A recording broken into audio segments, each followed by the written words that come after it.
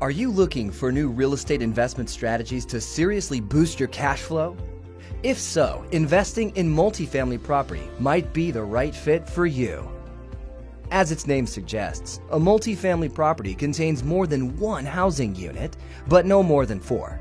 For example, duplexes, townhomes, and four-unit apartment buildings.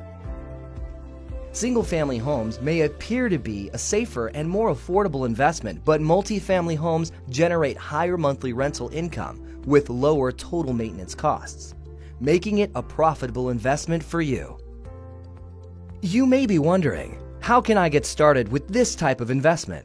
Well, we're here to give you 8 easy tips that will help you take on this strategy like a pro. The first thing any investor should do when presented with an investment opportunity is to find their 50%. This easy calculation will roughly estimate a property's potential profit and help an investor decide whether or not a deal is worth pursuing. Here's what that means. As an investor, you'll receive rent payments from your tenants, but you should always expect to spend 50% of that income on maintenance and repairs. The 50% of what's left will be your estimated NOI, or net operating income. Tip number 2 is to use your estimated NOI to calculate your cash flow and further investigate how worthwhile the potential deal could be. To clarify, your cash flow is the actual money that you will be putting into your pocket on a monthly basis.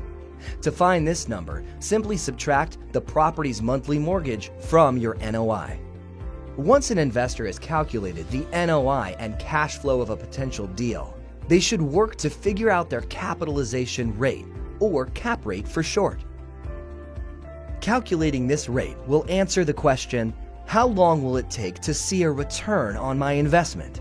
There are 2 things to remember about cap rates. Number 1, the cap rate for a safe investment is usually in the low 1 to 2% range. And 2, the cap rate you calculate will not take into account any increase in property value, boosts in monthly NOI, and the many tax breaks that multifamily property owners receive. To find your cap rate, multiply your NOI by 12 to find your annual NOI. Then divide that number by your mortgage.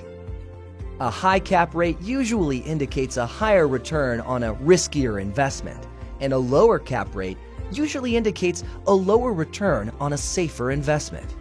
A good cap rate will usually fall between 5 and 10%. Crunching the numbers on a multifamily property will help you make a smart investment. But how do you find potential investments in the first place?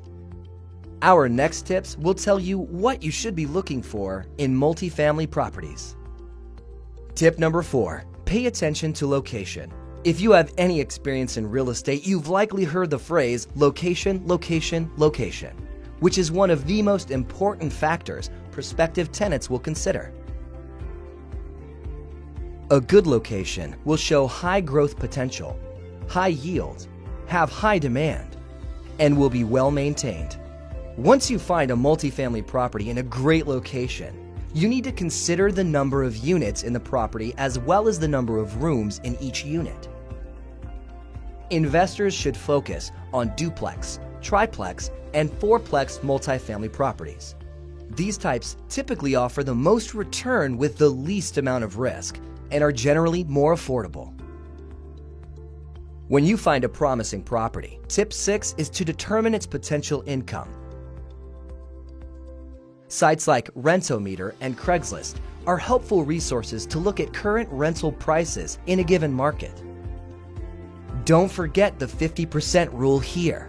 Remember, 50% of an investment's income should be spent on expenses, not the mortgage. The 50% check is a good rule of thumb for beginner investors who are looking to remain conservative. As an investor, it's always important to remember to calculate all costs associated with financing your investment, and this will vary from deal to deal. For example, if you decide to live in one of the units in your property and rent out the others, a lender will factor that into their qualifying ratio. Your credit score will also influence the qualifying process. A lender will look at 4 things: credit, debt-to-income ratio, the size of your down payment, and your deal's projected monthly cash flow. Our last tip for multifamily investors is to always identify the seller of the property you're considering. For example, there's potential to save when you purchase a bank-owned or for-sale-by-owner property, but these property types will follow different processes. Remember, every property's purchase price will be affected by the motivation of its seller, and investors will better know what to expect from a deal if they are fully aware of the seller's circumstances. Now that you've received a few pro tips on how to start investing in multifamily real estate, will you consider adding this property type to your investment portfolio? Remember, diversification is key. Share your real estate experiences in the comments or leave us a multifamily investing question. And as always, if you enjoyed learning today, don't forget to like this video and subscribe to our channel.